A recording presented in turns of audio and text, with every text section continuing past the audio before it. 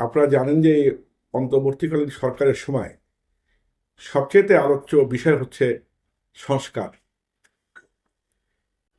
দেশে একটি নূতন সরকার ক্ষমতায় এসেছে। জাতির প্রত্যাশা পূরণের জন্য আজকে মানুষ সংস্কারের দিকে তাকিয়ে আছে। আজকে সুধী সুধী সমাজ, জনগণ, ছাত্র, যুবক, আপনি যেখানেই যাবেন কৃষকের মাঝেও এই সংস্কার নিয়ে একটি চাঞ্চল্যের সৃষ্টি হয়েছে। সকল দলই, একমাত্র আওয়ামী লীগ ব্যতি রেখে সকল দলই আজকে সংস্কারের পক্ষে কথা বলছে। আমরা সংস্কার চাই। সংস্কারের মাধ্যমে বিগত দিনের দুঃশাসনের অবসান ঘটবে। আমাদের একটি সুন্দর সমৃদ্ধিশালী বাংলাদেশ আমরা আগামীতে দেখতে পাব। এখন বিভিন্ন দলের যে সংস্কারের কর্মসূচি, সেদিকে আপনাদের যেমন দৃষ্টি আছে, আমারও সেরকম দৃষ্টি আছে। পত্রপত্রিকা, টিভি খুললেই আজকে এই সংস্কার নিয়ে বাংলাদেশে ব্যাপক আলোচনা। আজকে আমি বলতে যাচ্ছি যে বিএনপি বা তার দল এবং এই দলের ভারপ্রাপ্ত চেয়ারম্যান তারেক রহমান 1923 সালে প্রথম জাতির সামনে সংস্কারের বিষয়টি তুলে ধরেছিলেন। তিনি জাতির সামনে 31 দফা সংস্কার কর্মসূচি তুলে ধরেছেন। তারা বলেছেন যে তারা যদি বিএনপি যদি রাষ্ট্রীয় ক্ষমতায় গ্রহণ করে এবং সরকার গঠন করে, তাহলে তারা যে যে সংস্কারগুলো করবে সেগুলো তারা জাতির সামনে বিভিন্ন চ্যানেলের মাধ্যমে, পত্রপত্রিকার মাধ্যমে, বিবৃতির মাধ্যমে বিভিন্ন সময় বলেন এবং তুলে ধরেন।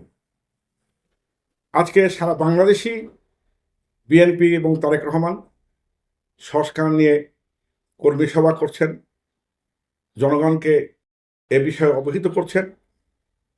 আমি বিএনপির সেই 31 দফা এই সংস্কারের কিছু গুরুত্বপূর্ণ পয়েন্ট আমি আপনাদের সামনে তুলে ধরছি।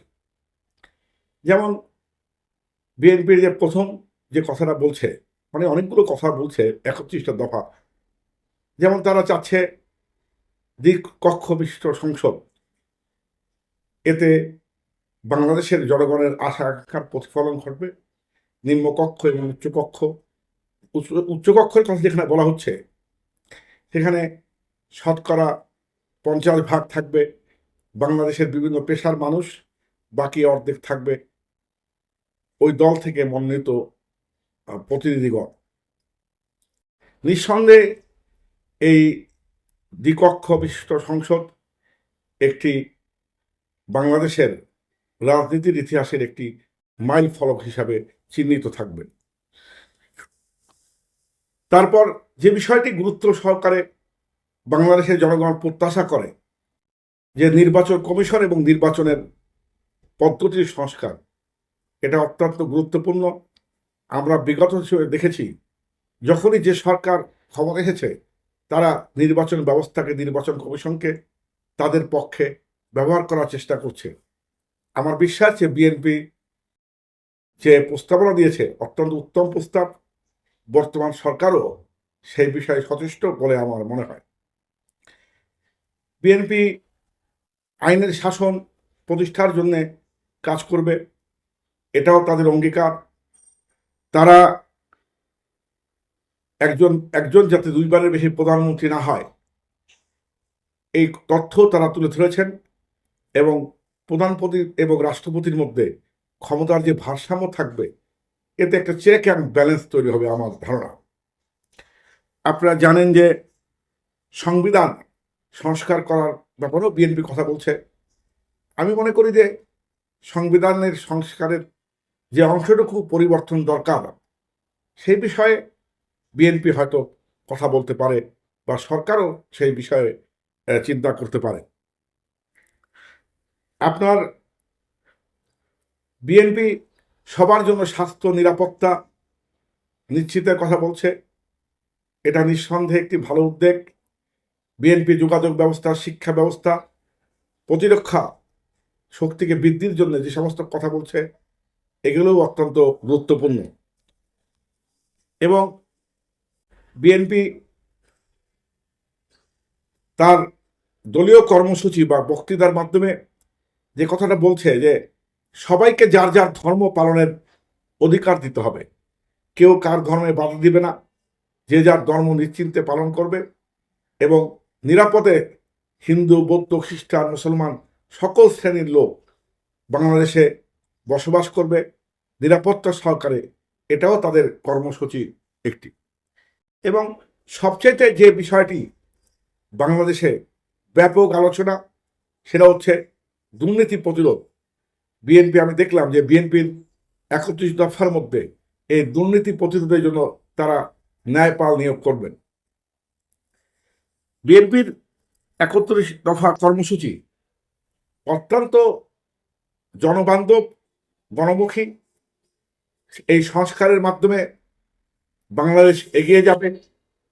আমার প্রত্যাশা, বিগত দিনে যে সমস্ত ক্ষেত্রে বাধা ছিল, যেখানে অপশাসন ছিল, যেখানে মানুষের কথা বলার অধিকার ছিল না, যেখানে মিছিল মিটিংয়ে সমাবেশ করার মানুষের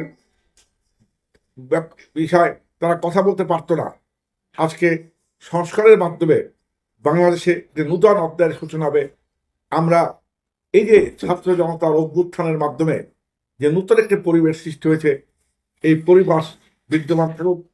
আর যেন কোনো কালো শাসক, কালো আইন, কালো অধ্যায়ে বাংলাদেশে আর সৃষ্টি না হয়, আমরা সেই প্রত্যাশা করব। আজকে বিএনপি ছাত্র, যুবক, কৃষক, কর্মজীবী মানুষ তাদের ভাগ্যায়নের জন্য যে পরিকল্পনা করেছে 31 দফার মধ্যে, এটাও প্রশংসার দাবি রাখে।